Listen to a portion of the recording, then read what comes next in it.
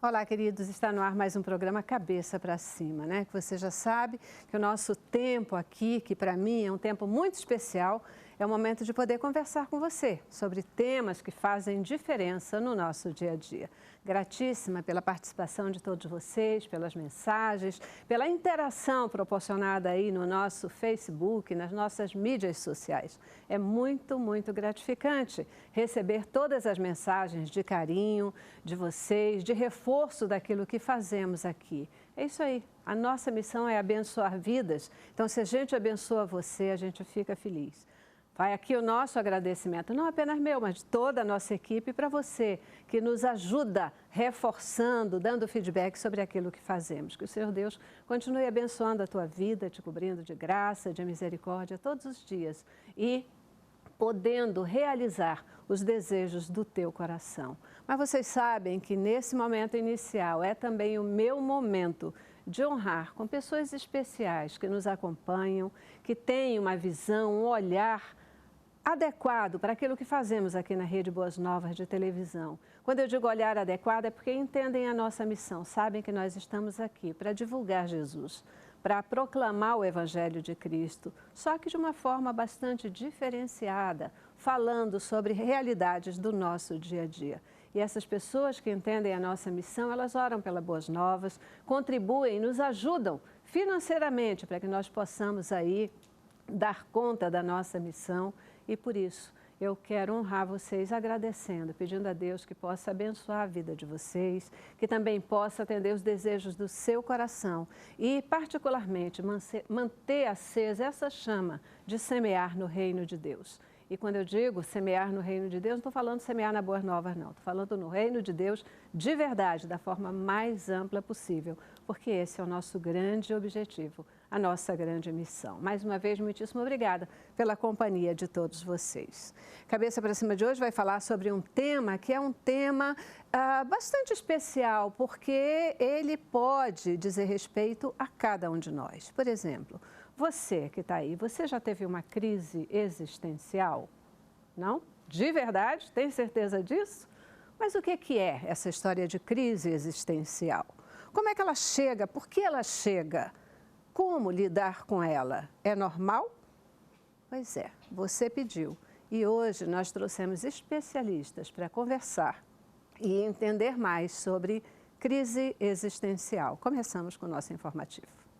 Ao longo de milhões de anos, a espécie humana adquiriu a capacidade de refletir sobre si e o ambiente. O homem se deu conta da sua existência, percebeu que nasce, se desenvolve, envelhece e morre. De modo geral, os questionamentos encontram respostas e o homem segue a trajetória. Eventualmente, porém, algumas questões não encontram respostas ou a vida lhe apresenta uma situação que o leva a uma reflexão mais profunda, devendo decidir qual direção tomar. Segundo especialistas, uma crise existencial não é considerada propriamente uma doença ou um diagnóstico médico. Envolve, em geral, uma situação limite para a pessoa, um questionamento sobre algum aspecto profundo e essencial da sua existência. É isso aí. E agora? Já dá para responder de novo? Já teve uma crise existencial? Vive tendo crise existencial? O que é isso? Não pode ser, né? Muitas pessoas pediram para a gente falar sobre esse tema e a gente está aí. Convidamos especialistas e hoje a gente vai conversar sobre crise existencial. Para nos ajudar a entender melhor o tema, tenho o prazer de receber aqui no estúdio Ítalo Amorim. Ele que é pastor, mas é também psicanalista. Muitíssimo obrigada por estar aqui com a gente. Olá, Celeste, tudo bem? É um prazer estar aqui podendo compartilhar desse tema, que é um tema bem amplo, crise existencial. Nós vamos falar um pouco sobre isso e descobrir que é possível a gente conseguir se encontrar e resolver alguns conflitos que hoje carregamos dentro de nós. É isso aí, ainda bem, né, pastor? Pastor, tem crise existencial? Eu acho que todos nós temos, em algum momento da vida, crises existenciais. Já é um bom começo, já é um bom começo. Também conosco a Daniele Cavalieri. Daniele é psicóloga e também psicoterapeuta sexual. Muitíssimo obrigada também por dedicar tempo para o nosso debate hoje aqui. Celeste, eu que agradeço o convite. E assim como o pastor falou, né, a gente vai dividir um pouquinho, né, e conversar um pouco a partir desses momentos que fazem parte do ser humano, né? Pastor, ser humano para a gente ter crises existenciais, né? Porque às vezes a gente fica, né? Não, crise existencial de jeito nenhum. Sou super bem resolvida. Super bem né? resolvida. Super bem resolvida, não tenho crise, nada de crise. Ser super bem resolvida é passar também por crises existenciais, né? Isso aí. Queridos, e completa o nosso time de hoje o Adílio Jorge. Adílio, ele é professor da UF, é um professor de História e Filosofia da Ciência. Ele também é membro da Academia Brasileira de Filosofia e da Universidade Rose Croix Internacional. Muitíssimo obrigada por estar aqui com a gente. Obrigado, Celeste. A honra é minha estar com todos vocês aqui.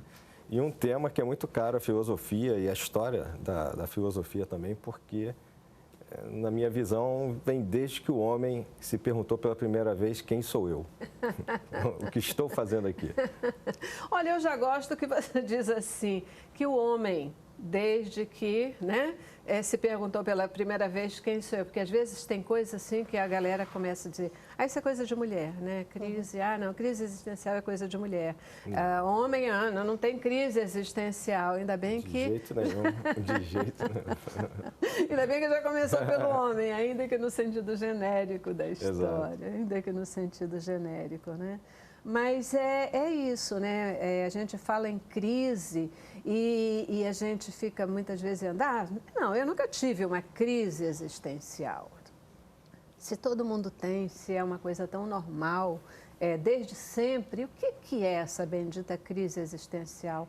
Como é que a gente pode descrever essa crise? Assim, desde sempre, como eu coloquei, né, houve aquela pergunta, ou as várias perguntas. Quem somos, de onde viemos, para onde vamos, por que eu estou aqui? E ao longo desse processo surge a própria filosofia. Né? Quando os pré-socráticos lá atrás começam a inquirir o que ele faz perante a natureza, que é algo imenso e que domina toda a criação, surge a separação do que é o mito para a razão. E aí Sócrates, Platão vão começar a tentar realmente estabelecer, né, qual é o papel do homem perante a sua sociedade e perante o próximo. E dentro de estabelecer esse papel, existem aquelas perguntas, por que eu me relaciono com outro de tal maneira? Por que eu preciso me relacionar de tal forma dentro da cidade, dentro da polis, para criar o bem maior, como diziam os antigos? Né? Só que esse bem maior, muitas das vezes, nunca era atingido. Né? Era algo que, platonicamente falando, tanto que ele divide em dois momentos, né? Um mundo superior, né? Um mundo quase de uma bem-aventurança, um mundo perfeito, onde lá estava justamente a falta da crise, a falta da dúvida, e o nosso mundo imperfeito aqui embaixo, onde essas dúvidas, essas crises é que movimentam o dia a dia de cada um, e a própria filosofia foi assim avançando. Né?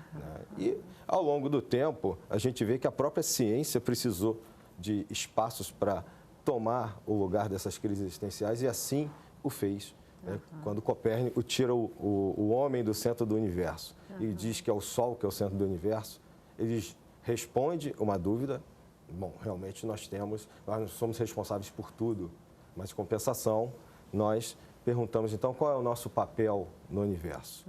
Onde nós estamos? Esse questionamento constante, né? Essa busca. Essa busca que vai chegar até século XIX, século XX, né? Kierkegaard, e depois Sartre, que é um dos mais famosos na vertente francesa, no caso, né?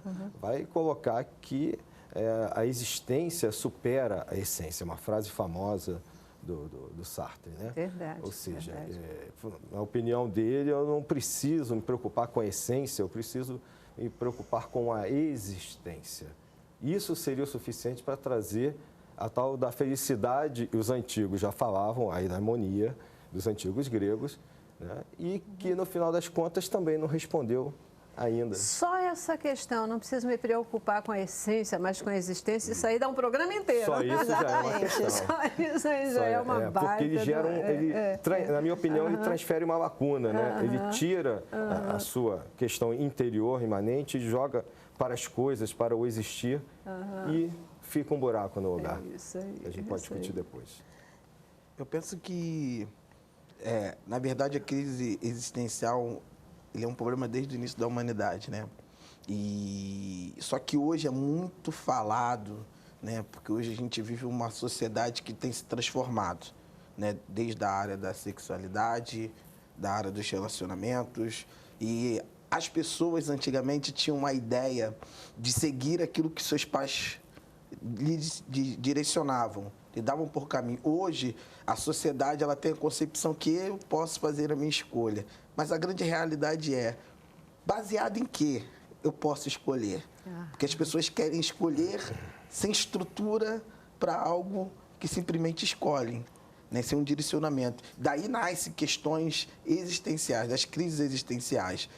Então, antes de nós escolhermos seguir aquilo que pensamos, a gente precisa construir algo, né? E essa construção começa lá do nascimento, né? Começa dentro de casa. Por isso, então, a importância de uma boa estrutura familiar, para que essas crises existenciais, quando elas vierem, elas possam ter estruturas para ser passadas. Por isso que a gente vê a sociedade caminhando por esse caminho de crises. É que a filosofia vai dizer que você, ao tomar ciência de si próprio, você tem uma coisa chamada livre-arbítrio. E se você tem o livre-arbítrio, você escolhe. Só que as escolhas demandam responsabilidade. Sem dúvida nenhuma. E mesmo quando você escolhe, assume a coragem, a responsabilidade de escolher alguma coisa, você, em algum momento, entre A e B, ao escolher A, por exemplo, você abre mão de B. E muitas das vezes as pessoas, por simplesmente não se conhecerem, não entenderem que é necessário ter escolhas e faz parte da vida, né, da existência, né? Daí a questão chamada existencialismo. Escolher e viver isso, ela gera um medo em si próprio. O que é bacana do que a gente já está falando aqui, antes de você falar, é assim, né? Porque a gente está falando de ciência e a gente está falando de algo que é extremamente bíblico, né? Porque a Bíblia, o tempo todo, ela coloca isso. Na verdade, Deus lida com a gente nessa relação, né? Numa relação total de responsabilidade. Você faz as suas escolhas e Ele nos dá o livre-arbítrio para que a gente possa... Mas as escolhas, elas são sempre o que a gente muitas vezes acredita, né? Que existe uma liberdade plena, total e absoluta, né? Assim, então, na medida só que eu me responsabilizo, eu tenho essa total liberdade. Mas a gente está sempre escolhendo dentro de certas contingências, ou seja, existem opções. Então, dentro daquela opção, dentro daquela situação, dentro daquele momento de vida, eu vou fazer uma escolha, né? E que muitas vezes...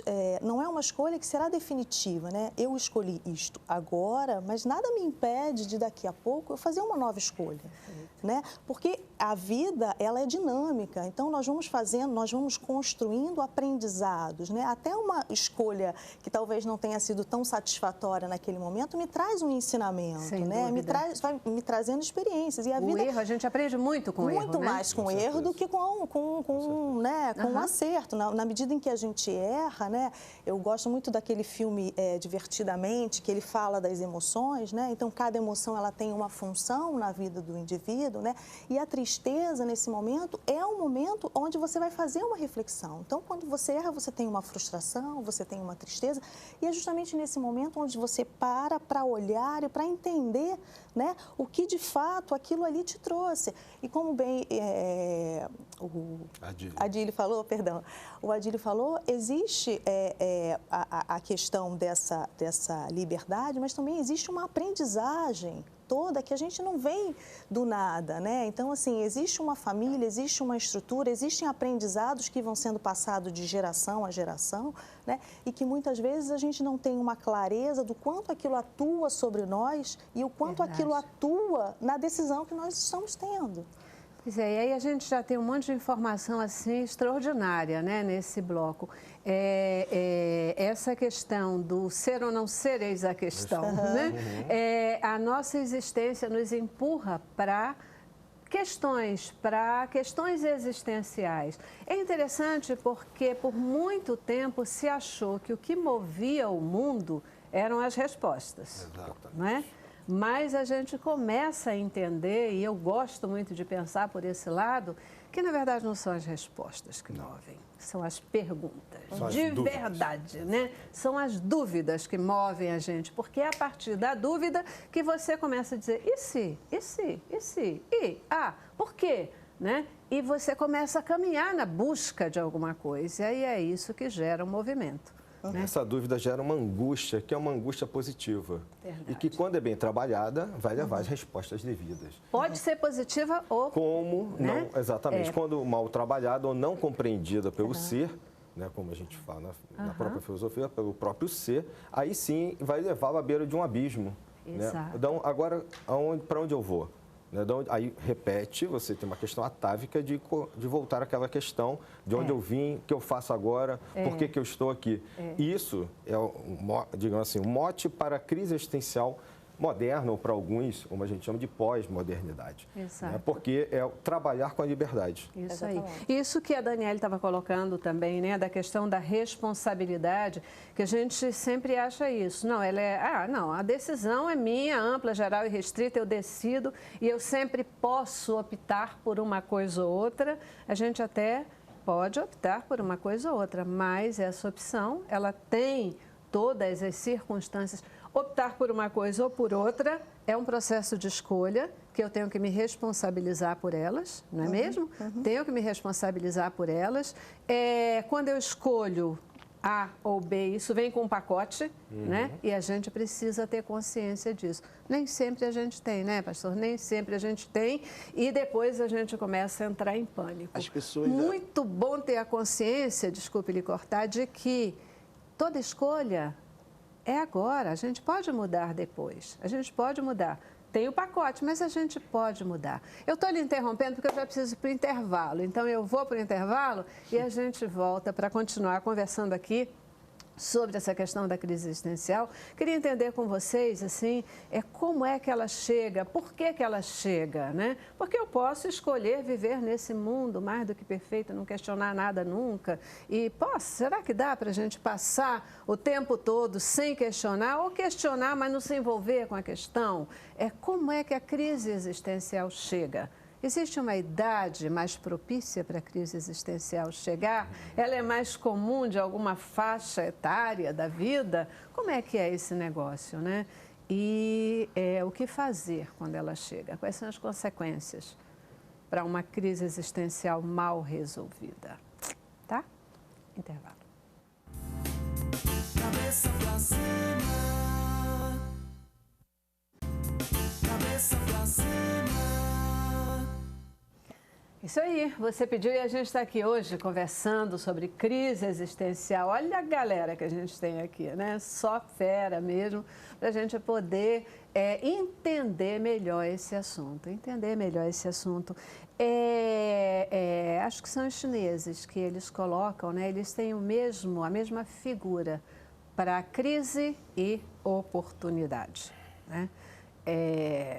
Uma crise é também uma oportunidade? Como entender essa questão de crise e oportunidade? São duas faces da mesma moeda, né? Duas faces de uma mesma oportunidade. A filosofia vê dessa maneira. Que a ciência e a filosofia só crescem quando há a dúvida, quando há a crise. Thomas Kuhn, por exemplo, é um autor que trata da quebra dos paradigmas e que vai dizer que a ciência só avança quando um paradigma se extingue, quando aquele modelo morre. Aí um novo modelo substitui e assim vai eternamente, né, como aconteceu, por exemplo, com o modelo do newtoniano, que era o grande paradigma da ciência, da física. Tudo era explicado pelo modelo de Isaac Newton. Vem um Einstein e, com uns 5 trabalhos, em 1905, derruba tudo. Um novo paradigma surge. Então, as crises são necessárias em todos os âmbitos, em todos os aspectos. Eu acredito que tudo está na forma como você enxerga a vida, né? Você pode enxergar de uma grande perca uma oportunidade, um recomeço. Ou você pode enxergar em um sucesso que não foi tudo o que você esperava, como uma grande frustração, né? A questão está para onde vemos e o que vemos. E a forma como absorvemos aquilo que a vida nos traz. Perfeito. Se a gente criar uma ideia que, independente das frustrações, existe uma oportunidade de se aprender com aquilo que não deu certo e recomeçar de uma outra maneira, de uma outra forma, a gente vai perceber que crescemos dentro das crises. Uma coisa interessante assim da gente colocar, né, que o que é a vida, né? É uma questão assim, é um questionamento que vem com o indivíduo, né? Qual é a finalidade? Qual é o meu propósito, né? Qual é a minha função, né? Qual é o sentido da minha vida, né? Então, muitas vezes a gente se depara com esses questionamentos e quando você coloca, né, em que momento isso ocorre, né? Para algumas pessoas isso ocorre muito cedo, que começam a ter crianças, você vê muitas vezes você questionando, vindo com perguntas a seus pais com relação a esse sentido, né? A existência de Deus, como é que isso se dá, como é que isso acontece, né? Questões pertinentes à sexualidade também, que vem trazendo isso. Então, isso se depara muito também com uma questão cultural, como você traz, né, a questão, né, da oportunidade, né, enfim, e como isso é passado. A gente, o ocidental, o oriental, a gente tem uma forma cultural de funcionar muito diferente, né? Verdade. E de passando esses valores, né, de uma forma muito diferente. Então, tudo isso vai fazendo que esses questionamentos sejam de forma diferente para cada indivíduo, né? E cada núcleo familiar, ele vai, esses ensinamentos e essas aprendizagens vão sendo passados àquela criança, àquele indivíduo que tem a percepção própria, né? Não é, eu tenho o intuito de fazer dessa forma, mas tem a percepção, como aquela criança interpreta, né? Então, muitas vezes, sofreu um abuso, sofreu algum tipo de maus tratos, enfim, não um abuso sexual propriamente dito, mas abuso físico, abuso moral, enfim. E não vai se tornar necessariamente um abusador. Ele pega aquela dor e ele faz, né, dá um novo significado àquilo e muitas vezes cria um propósito para a vida daquele indivíduo, né? E eu vou trabalhar em ajudar, em prosperar, em fazer com que esse terreno se torne mais fértil e se torne mais produtivo, não só para mim, né? Porque eu estou dando um sentido à minha vida, mas para um outro, eu estou dando um sentido à vida de outras pessoas. Perfeito. Né? Inclusive, nós temos personalidades que foram justamente por esse caminho. O Woody Allen, por exemplo, Fernando Pessoa, Clarice Lispector, que passaram por crises existenciais fortíssimas e que encontraram nas suas funções sociais, nas suas profissões, a forma de extravasar aquilo que angustiava elas e conseguir lidar com o mundo. Fernando Pessoa é um dos grandes exemplos disso, né? A poesia, a literatura trouxe a alma dele para fora, aquilo que ele não conseguia no simples lidar com o outro. Porque essa questão também da crise existencial, não sei se vocês concordam, passa muito pela questão da alteridade, de como lidar com o outro, saber lidar com o mundo, saber lidar com o próximo. Isso não é simples. Parece simples. É o mais difícil, né? Mas é alteridade, né? É uma questão de respeito, de pertinência, de um olhar. Eu queria resgatar uma coisinha aqui, só para a gente talvez deixar um pouquinho mais claro isso. Quando a gente começou a falar o que é a crise existencial, Adílio, você traz, né, aí a questão, a visão filosófica do questionamento da existência, do porquê do homem. A crise existencial, e talvez os nossos psicólogos e psiquiatras possam, né, falar mais especificamente, a crise existencial, ela necessariamente envolve angústia. Para a gente dizer que existe a crise, né? Porque você estava falando agora, a gente tem pessoas e crianças que são muito questionadoras. Por que isso? Por que aquilo? Como é que é? Como que deixa de ser? Por que homem? Por que mulher? Por que... Né? E não necessariamente é uma crise, ou é? Quando que a gente pode caracterizar? Envolve angústia? Existe uma coisa que a gente fala muito na psicanálise, que é o seguinte: todo indivíduo tem seu próprio tempo. E que tempo é esse? Tempo de se descobrir. Eu acho que tudo parte daí. Tem pessoas que se descobrem na adolescência, tem pessoas que se descobrem na sua meia-idade, mas é descobrir-se dentro de si. Quando eu me descubro, eu começo a entender para onde seguir, o que ser e o que fazer. Quando eu me descubro, porque quando eu me descubro, eu parto do princípio de que eu já tenho tudo o que eu preciso dentro de mim para ser o que eu quero ser e definir exatamente o que eu quero ser. Eu acho que a questão parte daí. E isso não é uma coisa que a gente corre, não é uma coisa que a gente adianta nem atrasa. Isso acontece. Acontece naturalmente, sempre passando por um processo de Geralmente, angústia, de sim. crise, ou pode acontecer na vida de uma maneira tão natural, sem necessariamente caracterizar. Eu comecei a falar um pouquinho, né, da função das emoções na vida do indivíduo, né? Então, a gente tem, alguns autores, né, que estudaram muito as teorias das emoções, enfim, Darwin, começa com Darwin, James, enfim.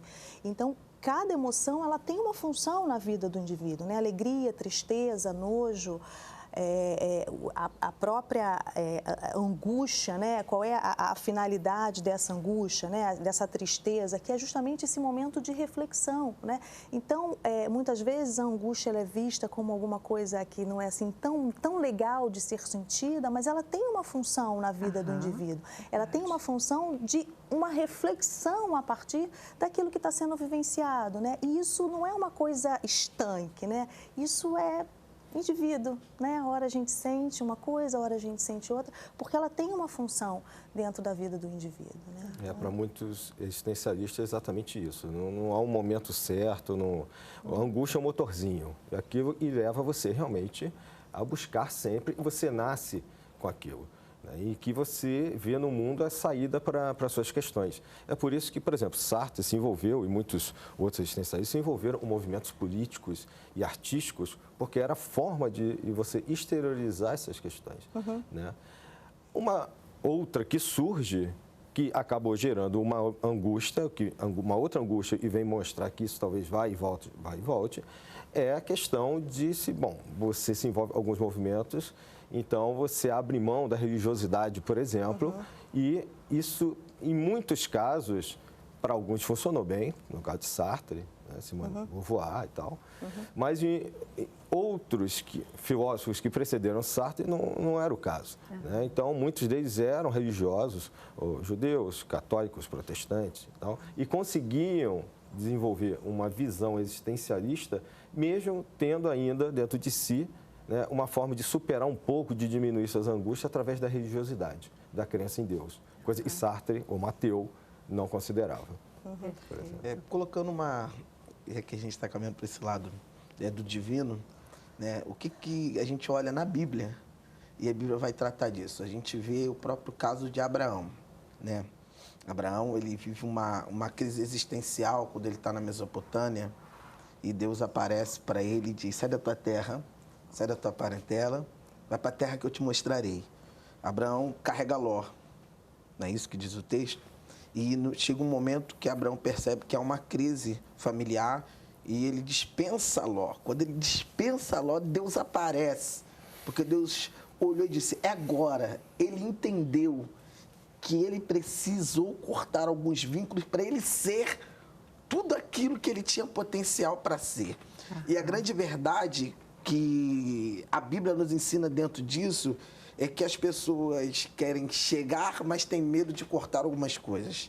Cortar os laços, cortar alguns laços, cortar algumas relações, abrir mão de algumas coisas da vida para ter outras. São escolhas. A gente Escolher é fazer perder, escolhas. né? Escolher é perder. As pessoas têm medo de deixar a mochila e seguir rumo ao desconhecido. E o interessante, usando esse mesmo passagem de Abraão, é que quando Abraão ele se dispensa Ló e ele fica só, ele não caminha mais. Se a gente olhar para o texto bíblico, ele não caminha. É onde ele está. Só que Deus não aparece para ele e vai dizer para ele assim: Abraão, lá que é a terra. Não, quando ele dispensa Ló, Deus aparece e fala: é que você já estava no lugar certo. Você já estava no lugar que eu te prometi. Mas você não podia ver porque você não cortou os laços. Pois é um texto que nos ajuda, às vezes, a entender um pouco esse processo todo, né? Quer dizer, você tem que caminhar, você tem que ter um movimento na direção do teu autoconhecimento, da descoberta do teu potencial, para que você possa viver plenamente a tua própria vida, né? A tua própria vida. Eu acho que esse texto que o senhor cita, pastor, ele nos dá um pouco essa dimensão, né? É uma coisa, sai, deixa para trás a tua parentela, vai viver, né? Vai viver a tua vida. Isso implica em escolhas. Eu acho interessante a gente dizer, né? Escolha implica em perder algumas coisas e ganhar outras coisas. Certamente. Fazer opções, né? E muitas vezes a angústia, o impacto dessa crise existencial é que a gente quer tudo. A gente quer tudo, né? Só que não dá para ter tudo nunca. Não dá para ter tudo nunca. Depois né? dessa linha toda, eu mencionei no começo, né, de pensadores que foram formalizando essa questão da crise, do existencialismo. Alguns consideram que, por exemplo, a questão do capital hoje, como ele se apresenta na sociedade, onde você tem uma miríade de coisas materiais e você quer tudo, você almeja tudo ao mesmo tempo. Às vezes as crianças, a gente pode citar como exemplo, ela vê na televisão, no dia em outubro, dia das crianças, 1000 brinquedos diferentes. Eu quero todos, ela vai pedir a maioria para a mãe, para o pai, e não vai ganhar todos. Talvez não ganhe nenhum daqueles, ganhe algum parecido, e ali já gera uma angústia. Eu tenho 2 filhos, né, e eu passei por essa fase, né? Então, viver com essa diferença é que eu acho que é o progresso. Eu acho que é desde sempre. Aí a gente volta à questão. Tem um momento, eu acho que não, todos os momentos, me parece, são momentos para que a gente possa viver essas crises em maior, menor grau. O problema, na minha opinião, é quando essa crise te paralisa. Aí talvez vocês podem responder até melhor do que eu. Quando isso te paralisa no seu caminhar, na sua senda, aí é que eu acho que é um problema. Você, no meio de um Y, no meio de uma encruzilhada, o que eu faço, eu fico sem... O seu interior não tem a sua essência, né? Apesar de Sartre dizer que a existência precede a essência, que ele quer abrir mão dessa essência, ele quer tirar essa questão de alma, de tudo que tem dentro, mas... Como, na minha opinião, existe uma essência, então essa essência ela não consegue se exteriorizar e dar a resposta a você. Aí é o que eu acho que nós estamos com um problema. E eu acho que a grande questão, e a gente precisa falar mesmo sobre isso e começar a direcionar para aí, é porque a gente está falando aqui, a crise está aí, ela é inerente na nossa vida, em qualquer idade, em qualquer momento ela chega. A crise é uma coisa boa, né? Porque ela impulsiona. Mas ela pode ser uma coisa ruim também. Quando é que a crise ela é ruim? Né? Quando ela te paralisa, como é que a gente pode identificar que a crise chegou, que a gente precisa estar ligado, como lidar com esse momento de crise e sair dela de uma forma que proporcione o crescimento, que proporcione, né, essa alavancagem que você possa efetivamente, a partir da crise, caminhar e não você ficar paralisado. Próximo bloco, tá bom? Porque agora a gente vai para o intervalo. Vamos lá. Cabeça pra cima. Isso aí, queridos. A gente conversando aqui sobre crise existencial, né? E é muito bom a gente poder refletir sobre esses temas, porque a gente começa a ver que faz parte da nossa realidade e que ninguém precisa ficar angustiado porque se percebe numa crise existencial, né? Às vezes a gente diz... Ai, meu Deus, e agora o que é que eu faço? Como? Muitas vezes a gente pensa crise, né? Estou num momento de crise, o coração apertado, cabeça vira um turbilhão, né? E agora? Como é que eu faço? O que é que eu lido? Como a gente perceber que está no meio de uma crise existencial? E, na sequência, né? Como a gente vai falando de tudo, a gente percebe que está nessa crise. E agora? O que é que eu faço com ela? Para que a gente possa efetivamente olhar o outro lado da moeda, né? Da oportunidade na hora que chega a crise que pode nos derrubar. Como identificar que a gente está no meio de uma crise existencial? Assim, eu penso que a gente, enquanto humanos, né, indivíduos, a gente tem um cerne que é bastante importante, que é a questão do desamparo, né? Eu acho que a filosofia trabalha muito com isso, né, desde sempre, que é essa questão da fragilidade, né, do não controle sobre a vida, né, o que será de mim, o que acontece depois, assim, tirando a religião, né, porque cada religião tem uma forma de lidar com isso, mas de uma forma mais ampla, né, porque aí cada religião tem uma forma de vivenciar isso, mas assim, o que acontece, né? Será que existe uma reencarnação? Será que isso tudo funciona? O que é isso, né? O quão frágil eu sou diante dessa vida, né? O quão poder eu tenho de tomar essa decisão, de saber que eu estou indo no caminho certo, né? Então, existe um desamparo que é muito, existe, né, o nato, né, existe também até um desamparo aprendido, a gente trabalha muito com crianças, então você vê muito isso, né? Então, assim, a gente trabalha com pesquisa, eu também trabalho com pesquisa, e a gente vê muito isso, que você consegue reproduzir essa questão do desamparo inato e o desamparo aprendido, né? Então, a gente vivencia essa fragilidade enquanto ser humano, né? Enquanto dor, o que é que eu faço com isso, né? Então tem as questões das doenças que podem acometer, o que é que eu faço com isso? Às vezes um familiar seu está passando por uma doença que é crônica e muitas vezes o fim está próximo, como é que eu lido com isso, né? A finitude do indivíduo é algo que ele gera muita insegurança. O que será que vai acontecer, né? A doença, a fragilidade, né? O quão nós estamos expostos, né? A essa fragilidade, né? Então, a gente vê que a gente tem um certo controle, uma certa liberdade, uma certa responsabilidade, mas, de fato, a gente não sabe de nada do que vai acontecer. Né? E isso é o que dá muita angústia na gente, né? O que é que vai acontecer, né? Eu vou sair daqui, o que vai acontecer? Então, eu tenho um planejamento, eu tenho 2 filhos, então eu vou construir uma vida, eu vou ensinar valores éticos, morais, mas o que é que será que os meus filhos serão quando crescer, né? Ao que eles estarão expostos? Tem uma violência hoje que acomete, né, a nossa cidade, o que será? Eu vou sair, será? Protegido, né? O quão seguro eu estou. Então, assim, se a gente pensar também numa questão, por exemplo, cultural, né? Que é ensinado às meninas que o amor romântico, ele vai lhe dar a proteção, o cuidado, a segurança e a estabilidade para sempre. E foram felizes para sempre.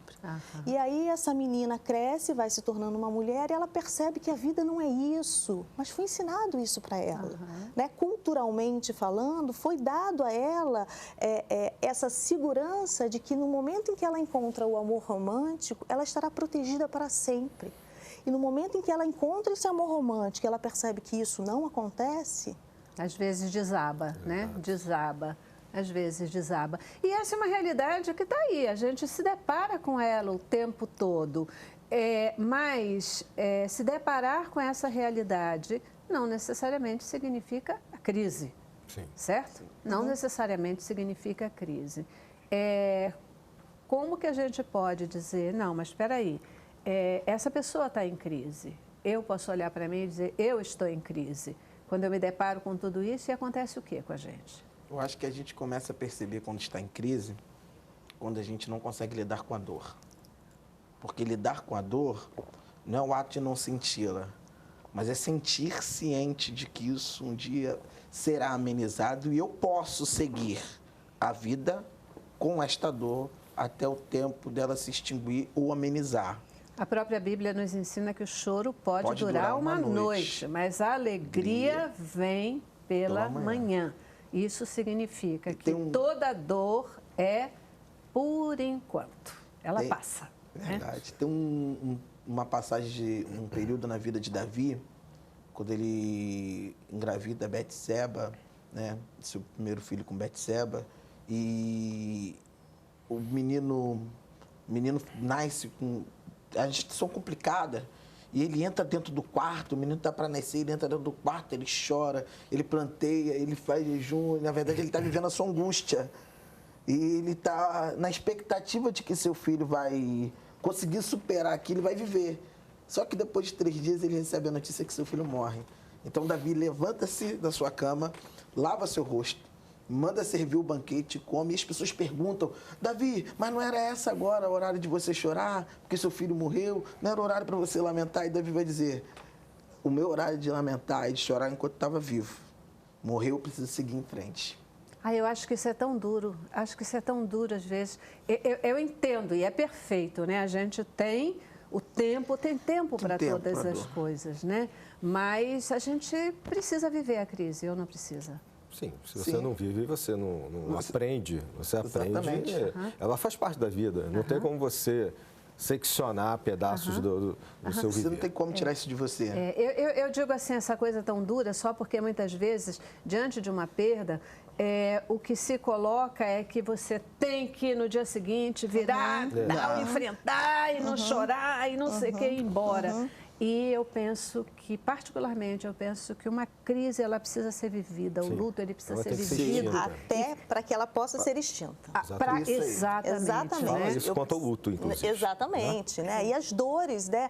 Porque só tem, né, assim, o que a gente entende muito, assim, o luto foi o luto de um ente querido que se foi. Não, existem lutos ao longo da vida, né? Existe o luto, muitas vezes, quando ocorre uma separação. Eu tive uma relação de tantos anos e agora eu me separei. Como é que vai ser a minha vida daqui para frente, né? Você perde o emprego. Exatamente. Sim. Quando eu perco o emprego, A enfim. crise que a gente está vivendo hoje no país Exatamente, inteiro é uma crise. exatamente. Então, se eu não consigo olhar para essa dor, eu finjo que essa dor não existe, não significa que ela vai parar de doer ou vai parar de sentir. A emoção está ali, tudo aquilo que está sendo vivenciado, ela foi suplantada. Em algum momento, isso virá.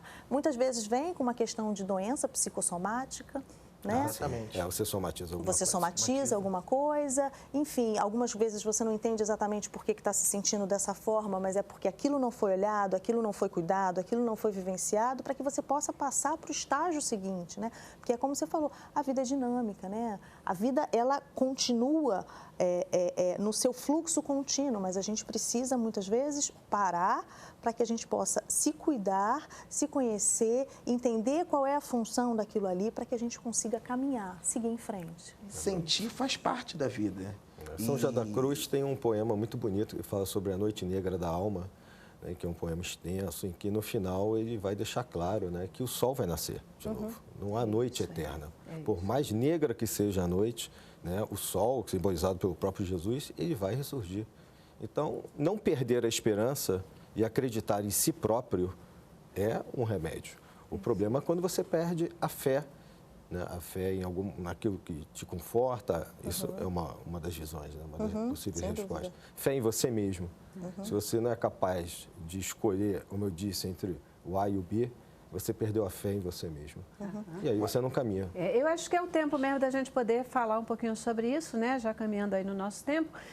Como sair dessa crise existencial? Como ligar esse motor para poder sair dessa crise de forma que a gente aprenda com ela, que ela sirva de alavancagem na vida, que ela seja construtiva para a gente, para aqueles que nos cercam, né? Qual o direcionamento de vocês para esse impulso? Primeiro de tudo, eu acredito que três passos, né? 3 passos, eu definiria isso 3 passos. A esperança. Eu acho que, por mais que você passe qualquer tipo de crise, qualquer tipo de dor, você não pode perder a esperança. Esperança, você tem que falar, colocar isso para fora. O problema é que as pessoas internalizam muito dentro de si suas dores, se fecham no seu mundo e guardam aquilo para si. E as pessoas não bravejam, não colocam aquilo para fora. E colocar para fora, ou é falar, ou é viver, ou As terapias são importantes aí. Isso aí. Né? Que as pessoas têm um certo preconceito com terapia, é o momento de fazer isso. Que conversa com um psicanalista, com um psicólogo, esbravazar isso. Tiver que chorar, chora. Tiver que gritar, grita. Tiver que dançar, dança. Tiver que pular, pula. Tiver que correr, colocar isso para fora. E o terceiro passo é você começar a dar chance para si. Entendendo que por mais que você seja o errado de algumas coisas da sua vida, mas você tem uma nova oportunidade, né? E se dar chance para si, a gente pode definir isso como um perdão pessoal. Eu me perdoar. Né? A gente ouve muito, principalmente nas igrejas, perdoe seu irmão, perdoe o próximo, perdoe o próximo, mas e a si mesmo? É verdade, é verdade. Às vezes é difícil, né? A gente dá chance para os outros, mas não dá chance para nós. E dá chance para si mesmo. É dizer para si mesmo, eu errei, reconheço meu erro, estou disposto a consertá-lo, mas eu vou seguir. Afinal de contas, errar é humano, né? Afinal de contas, errar. Quem é que não erra? Exatamente. Quem é que não erra? Né? A gente erra, mas aí, vamos lá, o que é que eu faço com isso? Não saber lidar com o erro é uma das questões que leva a essa crise existencial. Como se você fosse a pessoa perfeita e escolhesse sempre os melhores caminhos. Claro que não é isso. Né? Esses personagens que eu acabei de citar agora há pouco, né? O próprio Woody Allen, o Fernando Pessoa, eles deixam claro que uma forma de sair é fazer aquilo que você gosta. Se vai dar certo ou se não vai dar certo, é uma outra questão. Né? Porque a preocupação com o eterno devir com o eterno futuro, gera uma angústia que não acaba nunca, filosoficamente. Você não vive o seu presente. Você vive, não é, isso era o que o grego antigo, a verdade antiga, a aletheia, o grego pensava num tempo próprio. Ele vivia o seu tempo. Ele não estava pensando em alguma coisa e num devir eterno. Quando você joga isso lá para alguma coisa e você nunca vai alcançar, você vai gerar o que o Freud fala no livro Mal-Estar da Civilização, onde você vive, toda a vida tem altos e baixos, altos e baixos. Quando você está no alto, você adorou, é muito bom. Quando você está bem, está tudo dando certo. Quando você perde aquilo, você fica numa eterna busca de retomar aquilo. Pronto, você cai naquela crise e muitas das vezes aquilo não é possível. Então você gera uma espécie de expectativa impossível, como ele coloca. Verdade. Ou seja, algo que está num dever eterno, numa coisa que você não quer superar, não quer substituir por algo melhor. Uma coisa que me estimula muito hoje, nova. assim, de conversar com você, porque a sua cabeça é ciência pura, né? A gente vê, né, quando toda a sua fala é científica. Isso é muito legal, muito legal.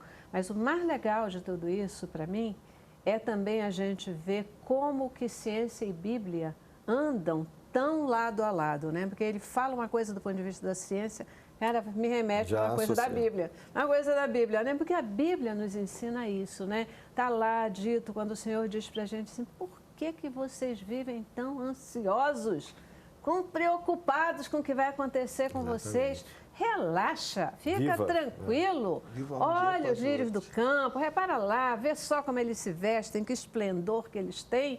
E o que acontece, por acaso, né?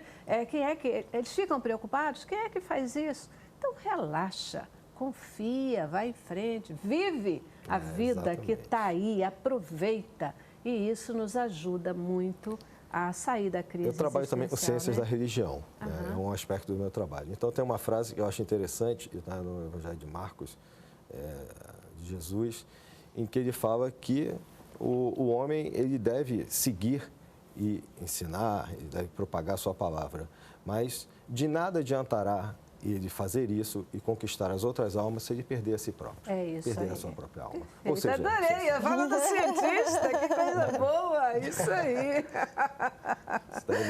Em Marcos você encontra isso. Muito, muito bem colocado, perfeito, né? E a crise, saída da crise existencial, a gente resgatar a nós mesmos, né? Esse é o grande lance, esse é o caminho. Eu já preciso ir para o nosso último intervalo. Vou para o intervalo e a gente volta aí para considerações finais, tá bom? Vamos lá. Cabeça pra cima.